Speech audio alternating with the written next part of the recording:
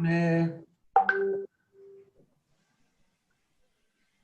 पिछली क्लासेस में हमने जो किया था वो तो जो हम कर चुके हैं उसको हम दोबारा नहीं करेंगे, टाइम की शॉर्टेज है। तो चूंकि आप लोगों के पास में ऑलरेडी ये जा चुका है इसका वो, और ये टेम्पलेट्स आपके पास जा चुके हैं तो आप इसको उतार भी चुके होंगे। सदब से एक रिक्वेस्ट है, सदब ने कुछ उर्दू के राशियों के नाम बताए थे, तो मैं रिक्वेस्ट करूंगा कि वो जब भी उनको मौका मिले तो वो व्हाट्सएप ग्रुप में, ताज़िक ग्रुप में राशियों के नाम जैसे उन्होंने समझ और उर्दू में उसको आप डाल दें ताकि हमारे सभी स्टूडेंट्स को फ़ायदा हो जाए, क्योंकि ये तो फ़ारसी में है, फ़ारसी में थोड़ा डिफरेंट है। अच्छा, इसके अलावा हमने ये हमने तारीख के एस्पेक्ट्स हमने कर लिए थे, पिछली क्लास में रिकैप में भी कर लिए थे। सिंसियर इनसिंसियर क्वेरी वाला हमने कर लिया था रिकैप में, और इसके बाद जो है सीक्वेंस ऑफ ताज़िक प्रश्नार्थ हमने कर लिए थे।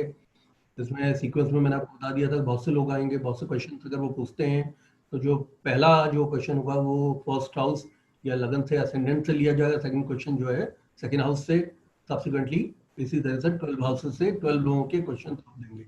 और अगर एक आदमी अगर पूछता है तो उसमें आपको ये 1 पर्सन अगर पूछता है तो पहला क्वेश्चन आपको लगना से असेंडेंट से लेना है, दूसरा आपने मून लगना से लेना है, तीसरा आपने सूर्य के लगन से लेना है, चौथा गुरु के लगन से लेना है, और इसके अलावा आपने सब्सिक्वेंटली आप इसका रिकैप हम ऑलरेडी कर चुके हैं। हाँ, सदब आप बोलिए।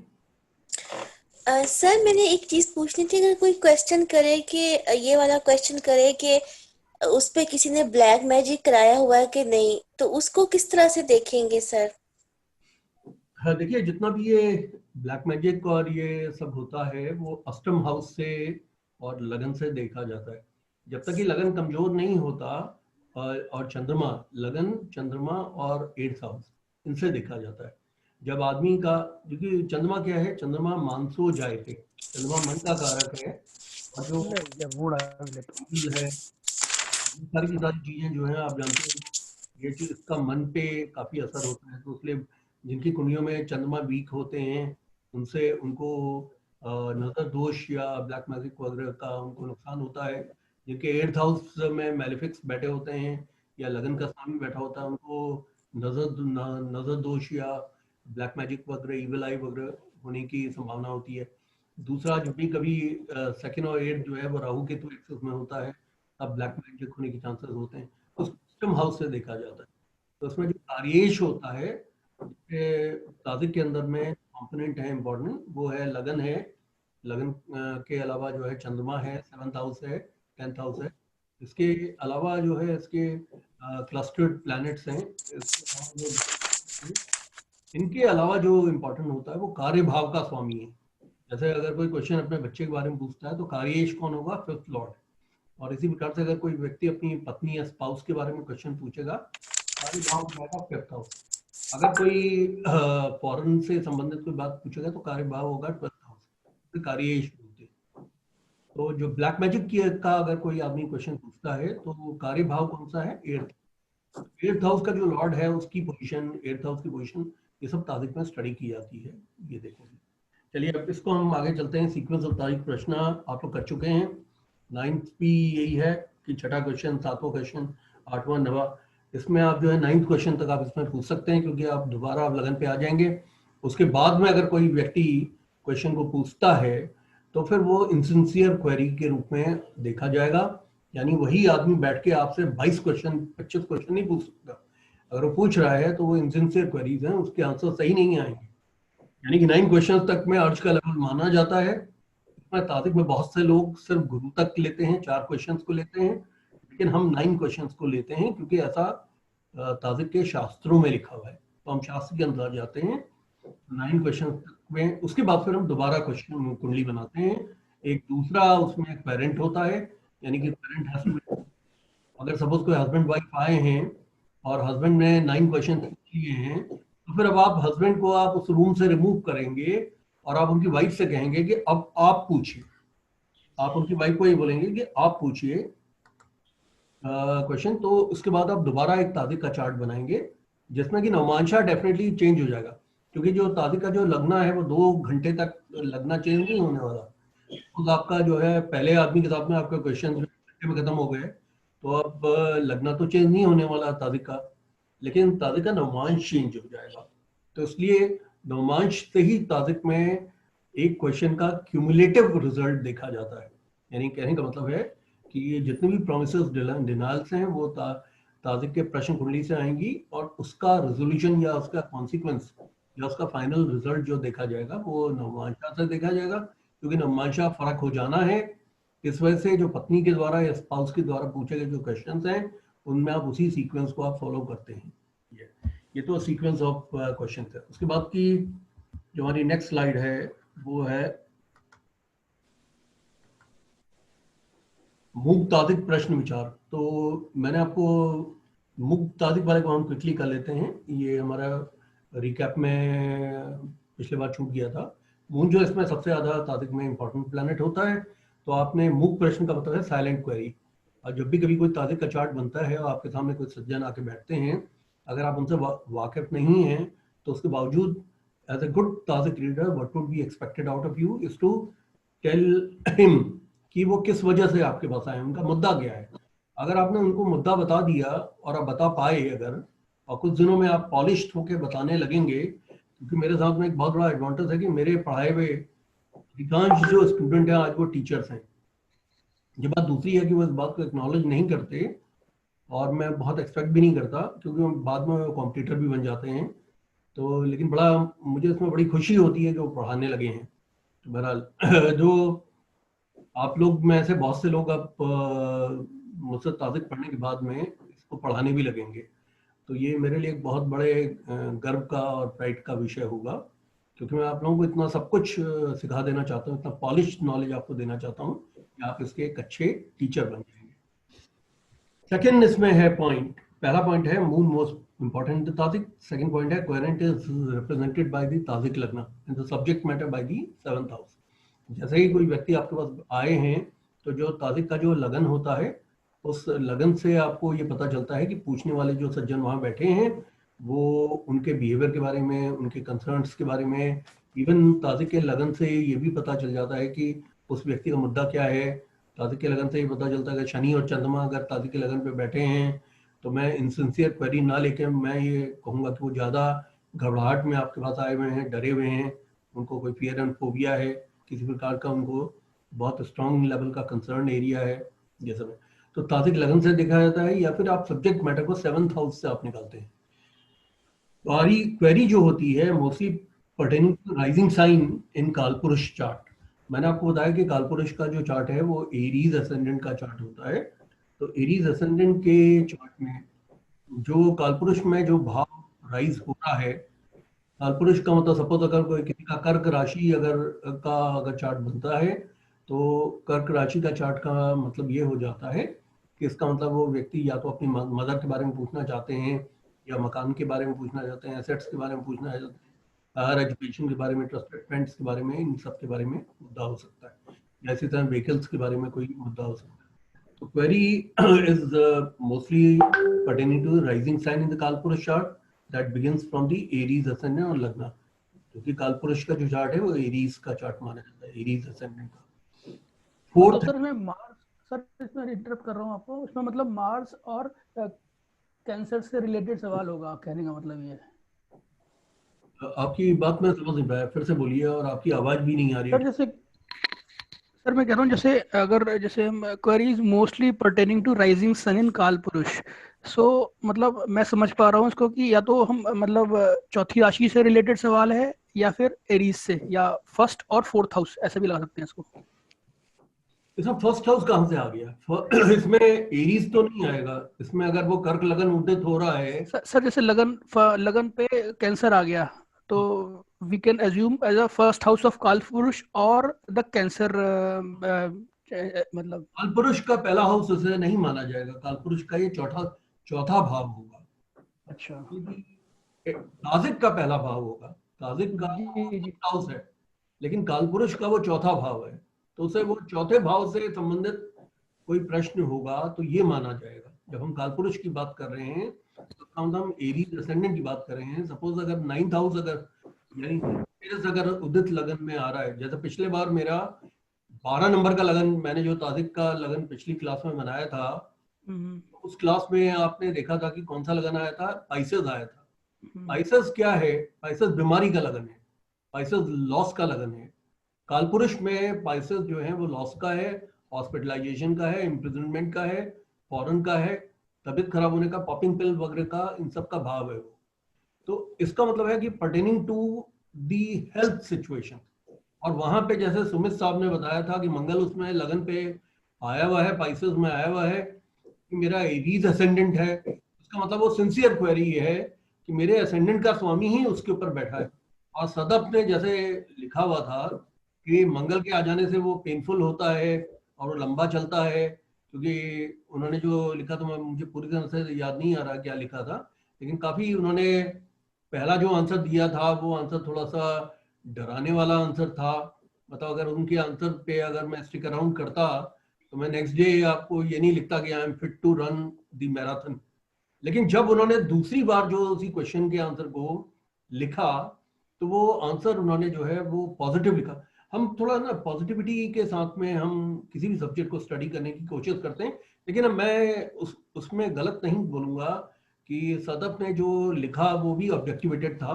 और that is a fact because it took me little while to get well completely, and it is still the another problem which I have been suffering from is the coccygeal or the sacral vertebra related problem, which Samitra Banerjee have also pointed out to me. So वो चूंकि वो problem काफी perennial चल रही है, काफी समस्या चल रही है, तो इसका मतलब है कि वो भी सही बात है। तो सदब का जो शुरू का लिखा हुआ है कि उसमें समय लगेगा, तो वो बात भी कुछ हद तक जायज बात है। अब इसका जो इसमें चौथा जो पॉइंट है वो the question could also pertain to where Tajik moon is posited. तो चूंकि मैंने आपको बताया ताजिक के अंदर मून जो है बहुत इंपॉर्टेंट कंपोनेंट होते हैं, तो उसमें हमें देखा जाता है कि ताजिक का जो मून है, चंद्रमा है, वो कहाँ पे बैठे हैं। अगर सपोज वो थर्ड हाउस पे बैठे हैं तो उसका मतलब सिबलिंग से संबंधित, यानी आपके भाइयों बहनों से संबंधित बाबत बात है। चौथे हाउस से चूंकि मदरलैंड देखा जाता है और मदर को भी देखा जाता है। उसका 12वां पड़ गया ये जो मिथुन है, तो इसका मतलब है कि मदर की हॉस्पिटलाइजेशन या मदर की इलनेस के बाबत भी बात हो सकती है, मदरलैंड से दूर जाने वाली बात हो सकती है।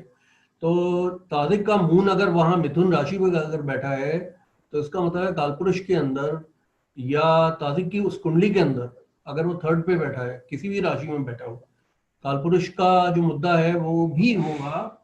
सपोज वहां 9 नंबर की राशि बढ़ती है और तीसरे हाउस में अगर मून बैठा है, तो वो थर्ड हाउस से प्राइमा फेसी जो पहली बात होगी वो थर्ड हाउस से संबंधित क्वेश्चन होने के चांसेस ज्यादा बनते हैं। और फिर अगर वहां सेजिटेरियस राशि में अगर मून बैठा हुआ है, तो सेजिटेरियस से संबंधित भी बात हो सकती है कालपुरुष की। तो अगर सेजिटेरियस संबंधित बात होगी तो पिता के संबंध में हो सकती है, वो जो है गुरु के संबंध में हो सकती है, वो किसी तरह से पिलग्रिमेज के संबंधित हो सकती है, यानी कि तीर्थ यात्राओं से संबंधित, पूजा पाठ से, हवन से, मांगलिक कार्यों से, जो 9th हाउस की चीजें हैं, ब्लेसफुल मैरिटल लाइफ, इन सब से संबंधित हो सकता है। इसके बाद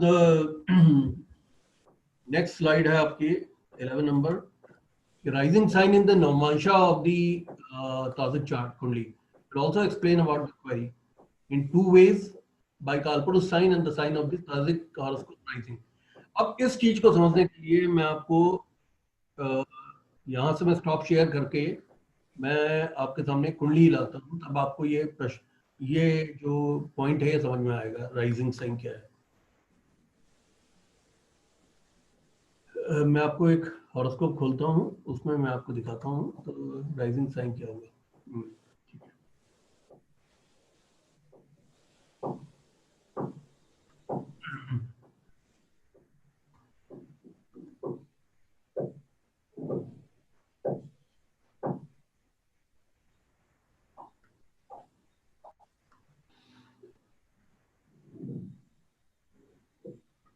ये देखिए कि ये ताजिक की कुंडली है और ये ताजिक चार्ट जो है अभी आज सुबह 5 दिसंबर 2020 10:36 और 32 सेकंड्स पे बना है। यहाँ पे आप देखिए राइजिंग साइन क्या है। नवमांशा में? मेष राशि। मेष राशि। ये मेष राशि जो है ये ताज़े के चार्ट का कौन सा भाव राइज हो रहा है? चौथा भाव। फोर्थ हाउस भाव। तो ये जो सज्जन थे इन्होंने जो क्वेश्चन मुझसे पूछा था वो क्वेश्चन इसमें से कहीं से नहीं निकल रहा था। वो एक क्वेश्चन ये था कि वो उन्होंने वो एक न्यू दिल्ली में जोरबाग में रहते हैं, वहां से वो शिफ्ट करने की सोच रहे थे सफदरजंग डेवलपमेंट एरिया में, क्योंकि ये घर का भाव है, होम का भाव है, हाउस का भाव है। मतलब परिवार के साथ आप जिस घर में रहते हैं उसका भी है, आपके हाउस का भी है। अगर आप अकेले रहते हैं तो हाउस बोला जाएगा, अगर आप परिवार के साथ रहते हैं तो होम हो गया उसका भाव है, या वो स्थावर संपत्ति का है, वेल्थ मैनेजमेंट का है। इसी तरीके से ये भाव जो है ये आपके हायर लर्निंग का भी है, आपके ट्रस्टेड फ्रेंड्स का भी है। लेकिन जो मुद्दा था वो बड़ा सिंपलिस्टिक मुद्दा था उनका। इसमें राइजिंग साइन जब हम कहते हैं नवमांश में कौन सा हो रहा है, वो मूक प्रश्न को बताता है। तो जब मैंने ये देखा कि एरीज साइन ये नवमांश में राइज हो रहा है, तो मैंने उनसे, उनके पूछने के पहले मैंने उनसे पूछा कि क्या आपका जो मुद्दा है ये है क्या कि आप अपने मकान को शिफ्ट करने की सोच रहे हैं या कोई नई प्रॉपर्टी लेना चाहते हैं, उसके बाद बाबत बात करना चाहते हैं? तो उन्होंने कहा भंडारी साहब मुझे जो है, मैं जोरबाग में रह रहा हूँ और we are planning to shift our house to Safdarjung development area which is a different colony, and we have also sorted out also, we have also seen one good house over there, so will it be a right decision or not? तो इसका मतलब है, अब मैं आपको stop share कर रहा हूँ क्योंकि अब आपको समझ में आ गई होगी बात कि राइजिंग साइन जो होता है इस ताजिक की कुंडली में कौन सा साइन यहाँ नवमांशा में राइज हो रहा है। तो यहाँ पे एरीज साइन जो कि नवमांशा में है, जो कि फोर्थ हाउस राइज हो रहा है, चौथा भाव। तो चौथे भाव से संबंधित उनका क्वेश्चन था। मैं फिर दोबारा आपको टेम्पलेट में लेके जाता हूँ, अगर क्विकली हम इसको रिकैप कर लें।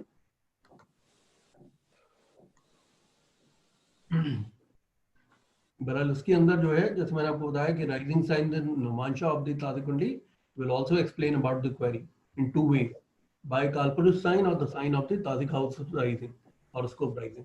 यानी कि ताज़िक हॉरोस्कोप में जो साइन, जो आपका जो भाव होता है, हाउस होता है नवमांश में, वो अगर हाउस अगर राइज हो रहा है तो इसका मतलब है कि उस व्यक्ति का जो मुद्दा है वो उस चीज से संबंधित भी होने के चांसेस बहुत स्ट्रांगली बनते हैं। उसके बाद छठा 6th पॉइंट है, 6th पॉइंट पे मैं चाहूंगा आप कंसंट्रेट करें। The house of the Tajik कुंडली which have cluster of planets in the order of 2 or more planets in one house could also explain about मूक प्रश्न और साइलेंट क्वेरी। जैसे मुझसे सदफ फातिमा ने एक क्वेश्चन पूछा था जो कि उनके मुल्क से आया था, उस टाइम पे उन्होंने बनाया था। उसमें जो क्लस्टर ऑफ प्लैनेट्स थे, यानी कि सूर्य, बुध और केतु, ये 3 प्लैनेट जो है स्कॉर्पियो राशि में सप्तम भाव में बैठे हुए थे, 7वां हाउस। और 7वां हाउस क्या है? ब्लैडर का हाउस है, यानी ब्लैडर टू किडनी या स्पाउस का हाउस है, या पार्टनर्स का, पार्टनर, बिजनेस पार्टनर या लाइफ पार्टनर को हम देखते हैं। और बॉडी के ऑर्गन्स में, क्योंकि उसमें वो साइन अगर 8 नंबर है तो 2 नंबर वहाँ पे साइन राइज कर रहा है, क्योंकि ये प्रस्टोदिया साइन है, यानी कि डाउनवर्डली साइन है। डाउनवर्डली साइन जो है वो कोई किसी तरह की कैलेमिटी या मिसफॉर्चून को बताते हैं, किसी तरह की परेशानी को लेके बताते हैं। क्योंकि वो डायबिटिक थे वो सज्जन, और उसके अलावा जो है उनको ब्लैडर में से उनको ब्लीडिंग हो रही थी। तो ब्लीडिंग के कारण जो है प्रोस्टेट की वजह से भी होते हैं, तो या फिर ब्लैडर में अगर कोई किसी तरह का लीजन आ जाए, कोई अगर घाव हो जाए तो उससे भी होते हैं, या वो किडनी भी अगर मॉल फंक्शन करने लगे तो वो ब्लड चूंकि किडनी में जाके वो क्षमता है वहाँ पे, तो किडनी इसका मतलब उसका जो किडनी का जो ग्लैमेरुलस कैप्सूल है जिसके अंदर छलनी बनी होती है, जो कि छानता है टॉक्सिन्स को, ब्लड को प्योरीफाई करता है, पानी को छानता है, और वहाँ से वो किडनी से ब्लैडर में भेजता है, उसके बाद वो एक्सक्रीशन में जाते हैं। तो वो मुद्दा इस बारे में भी हो सकता है। हाँ सर बोलिए। सर वो जो आप जो इसे स्टार्ट किया आप बता रहे हैं, उन्होंने दोबारा क्वेश्चन वही किया, आज फिर दोबारा के इसी तरह मुझे वो काफी प्रॉब्लम बना हुआ है, उसी का जो ब्लीडिंग तो यूरिनेशन है। अब वो पूछ रहे थे कि ये कोई, कहते हैं कि मेरी रिपोर्ट्स तो क्लियर आ रही हैं लेकिन मुझे लगता है ये ब्लैक मैजिक है। तो सर उनका मैंने फिर चार्ट बनाए थे, और एक चार्ट मैंने उनका जो सर आपने बताया सर 8 हाउस का, तो 8 हाउस को असेंडेंट बना के भी बनाया था चार्ट। तो उसमें सर जो उनका ओरिजिनल चार्ट बनता था वो बनता था लियो असेंडेंट का, जो उनकी क्वेरी थी, और उनका जो असेंडेंट लॉर्ड था ना वो सर 4th हाउस में स्कॉर्पियो के साइन में था, साथ केतु बैठा हुआ था उसमें। और सर उसमें राहु 10th में था, इसके अलावा मार्स उनका 8th में, और जुपिटर और सैटर्न जो थे वो 6th हाउस में, और वीनस जो था। मैं समझ गया, मुझे गोचर की पूरी जानकारी है। मैं आपको अभी ना ये जैसे हम इसको करेंगे तो आपको ये खुद समझ में आ जाएगा, क्योंकि इसमें मैंने आपको जैसे बताया कि इसमें एक पॉइंट ये भी है, जो अगर आप 9th पॉइंट पे अगर आप आते हैं तो in case of doubts look in the 10th house of the sign, reconfirm by its association with the different houses by placement will also give you a hint on the subject। 5 number की कुंडली के अंदर में जो 10वां house है वो taurus होता है, यानी कि वहाँ वृष राशि होती है। अगर हम 5 नंबर का अगर तात्विक लगन उदित हो रहा है और वृष में चूंकि राहु बैठे हुए हैं, तो आपकी बात उनकी बात में थोड़ा दम है इस बारे में। मैंने आपको बताया था राहु केतु एक्सेस में होने पे भी ब्लैक मैजिक होता है, लेकिन चूंकि यहाँ पे राहु अपनी उच्च की राशि में है, तो और जो अष्टम भाव है, अष्टम का स्वामी, इसमें जो लियो एसेंडेंट की जब अगर तात्विक की कुंडली बनती है तो अष्टम भाव के अंदर गुरु की राशि जो है पाइसेस आती है, और पाइसेस राशि का स्वामी इस समय गुरु है, जो कि मकर में बैठा है, यानी कि 6ठे हाउस में बैठा हुआ है उनके, और नीच का होके बैठा हुआ है। तो ये डिजीज वाली बात ज्यादा है, ब्लैक मैजिक की बात नहीं है ज्यादा। आप समझ गए? ब्लैक मैजिक जो है क्योंकि उसमें आप देखिए अष्टम भाव से संबंधित उनको रोग आ रहा है, जैसे हम 8th हाउस से आने वाले जो रोग होते हैं ना वो टर्मिनल इलनेसेस कही जाती हैं। यानी कि टर्मिनल का मतलब ये नहीं है कि आदमी के उसमें आदमी के साथ में कोई हादसा ही हो गुजरेगा, या ऐसा जरूरी नहीं होता है, लेकिन उस कैटेगरी ऑफ डिजीजेस को टर्मिनल इलनेसेस इसलिए बोला जाता है क्योंकि अगर उसका मैनेजमेंट अगर प्रॉपर नहीं किया जाए तो उसमें कैजुअलिटी होने की संभावनाएं बनती हैं। तो इसलिए टर्मिनल इलनेसेस वाली जो बात है उसमें अगर आप देखें तो वहां पे पाइसेस राशि आती है अष्टम हाउस में, और वो कार्येश हो गया, कार्यभाव हो गया, उसका जो स्वामी है वो नीच का होकर कहाँ बैठा है, रोग में बैठा है। तो चूंकि रोग भाव में बैठा है तो उनके रोग के होने के चांसेस ज्यादा इसमें स्ट्रांग बनते हैं। और जैसे मैंने आपको बताया कि राहु केतु एक्सेस की वजह से जो बातें होती हैं वो देखी जाती हैं, तो राहु चूंकि इस समय उच्च के हैं 10वें भाव में, तो उनका जो एक मुद्दा है कि ये कोई ब्लैक मैजिक का केस तो नहीं है, तो उनके जो क्वेश्चन के बारे में बात समझ में आती है। और राजेश शबर साहब ने पूछा है कि ब्लैक मैजिक क्या रियल है। देखिए राजेश साहब मैं आपको एक बात कहना चाहूँगा। आप देखिए क्या है कि ब्लैक मैजिक को कौन लोग ज़्यादा फॉलो करते हैं। ब्लैक मैजिक जो है पे हॉलीवुड की कुछ मूवीज़ बनी हैं, जैसे कि एग्जॉर्सिज्म है, एग्जॉर्सिस्ट है 1, 2, एग्जॉर्सिस्ट में कल से हाँ 2 सीक्वल्स में बनी है, इस तरह की भी मूवीज़ बनी हैं। तो इनका शुरुआत कहाँ दिखाई है, अफ्रीकन कंट्रीज में दिखाया है, हैटी में दिखाया है। तो वहाँ पे एजुकेशन का क्या लेवल है, ब्लैक मैजिक जो है, या इसी तरह से टॉय स्टोरी करके जो मूवीज आई जिसमें ब्लैक मैजिक मैजिक वगैरह दिखाया है, उसमें अफ्रो अमेरिकन को इन्वॉल्व दिखाया है। तो अफ्रो अमेरिकन जो अमेरिका में है वो अफ्रीका से आए हुए हैं ओरिजिनली, और उनकी एजुकेशन बहुत ज़्यादा नहीं होती। तो ऐसे जो मुल्क हैं और उनके मुल्क के वो पार्ट्स जहाँ पे एजुकेशन का दायरा थोड़ा सा कमजोर है, वहाँ पे ब्लैक मैजिक का की मान्यता बहुत ज़्यादा है। हमारे हिंदुस्तान में भी जैसे नॉर्थ ईस्टर्न स्टेट्स हैं, इवन वेस्ट बंगाल है, या बांग्लादेश में इस बात को बहुत मानते हैं ब्लैक मैजिक को लेकर, पाकिस्तान में बहुत माना जाता है। लेकिन अगर आप देखें तो जो बहुत ज़्यादा पढ़े लिखे लोग हैं, जो साइंटिफिकली क्वालिफाइड लोग हैं, वो ब्लैक मैजिक में ज़्यादा विश्वास नहीं करते। यानी कि इवन जो फ्रेटर्निटी ऑफ डॉक्टर्स है, अगर आप डॉक्टर्स जो हैं बहुत अच्छे क्वालिफाइड होते हैं, 5 साल का तो MBBS का कोर्स करते हैं, यानी 4 साल का कोर्स और एक हाउस सर्जनशिप करते हैं, इंटर्नशिप या हाउस सर्जनशिप करते हैं, उसके बाद फिर वो MD करते हैं 2 साल की, वो भी काफ़ी पढ़ाई करते हैं, या MS करते हैं, या FRCS लंदन वगैरह करते हैं। तो जो जैसे जैसे नॉलेज का दायरा जहाँ जहाँ पे बढ़ता जाता है, वहाँ पे इस तरह के जो बिलीफ सिस्टम है ब्लैक मैजिक के, वो उसी तरीके से खत्म होते चले जाते हैं। जैसे कि हमारे हिंदुस्तान में पहले होता था कि किसी ने छींक दिया तो आप घर से बाहर मत निकलिए, बिल्ली ने रास्ता काट दिया तो आपका काम नहीं बनने वाला, तो आप रुक जाइए, रुक के आप घर के अंदर जाइए, जाके आप पानी पीजिए, मिठाई खाइए। अब पता चला आप जो है डायबिटिक हैं और बिल्ली ने रास्ता काट दिया है, तो आप और डायबिटिक होके आप घर से निकलेंगे, यानी कि आपका ब्लड शुगर लेवल तो बहुत हाई, और उसके बाद जो है आपका काम बनेगा कि नहीं बनेगा ये तो कंफर्म नहीं है। लेकिन ये बात डेफिनेटली है कि तो आप मेरी बात समझ रहे हैं। तो जहाँ जहाँ पे भी ना एजुकेशन का दायरा बढ़ता जाता है, नॉलेज का दायरा बढ़ता जाता है, वहाँ पे साइकोलॉजिकल डिजीजेस जो हैं उन सब बातों को, और जैसे राजेश चब्बर साहब ने भी यहाँ चैट बॉक्स में लिखा है कि तांत्रिकों का जो बोलबाला है और ब्लैक मैजिक वाली जो प्रैक्टिसेस हैं और इविल आई वाली जो प्रैक्टिसेस हैं, उन सबको काफ़ी बलवता मिलती है।